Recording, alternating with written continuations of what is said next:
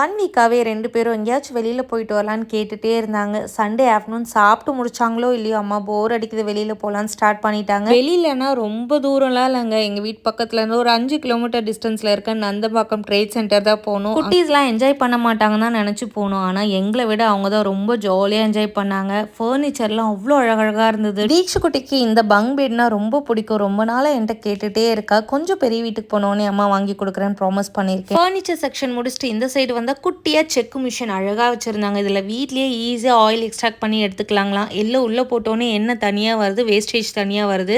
So நல்லெண்ணெயும் எடுத்துக்கலாம், கடலெண்ணெயும் எடுத்துக்கலாம். இது கடலை எண்ணெய் ஸ்மெல்லு சூப்பராக இருந்தது. தீக்ஷுக்குட்டி இந்த செக்ஷனுக்காக தான் வெயிட் பண்ணிட்டு இருந்தா. ஹேண்ட் பேக்ஸ், ட்ரெஸ் எல்லாம் வச்சுருந்தாங்க. பார்த்த உடனே போயிட்டு என்கொயரி பண்ண ஸ்டார்ட் பண்ணிட்டா. சனா குட்டி என்ஜாய் பண்ண செக்ஷன் பார்த்தீங்கன்னா இந்த செக்ஷன் தாங்க. வீட்லேயே பேக் பெயினாக இருக்கவங்களுக்குலாம் மசாஜ் பண்ணுறதுக்காக வச்சுருந்தாங்க. அது மசாஜ் பண்ணும்போது சனா குட்டி ரொம்ப சாட்டிஸ்ஃபைடாக ஃபீல் பண்ணி சிரிச்சுட்டே இருந்துச்சு. நானும் கொஞ்ச நேரம் உட்காந்து ட்ரை பண்ணேன். நிஜமாவே நல்லா தான் இருந்துச்சு. அப்படியே ஹோம்மேடாக செஞ்ச ஸ்நாக்ஸ் எல்லாம் வச்சுருந்தாங்க. அதையும் கொஞ்சம் வாங்கிட்டு வீட்டுக்கு வந்தாச்சு.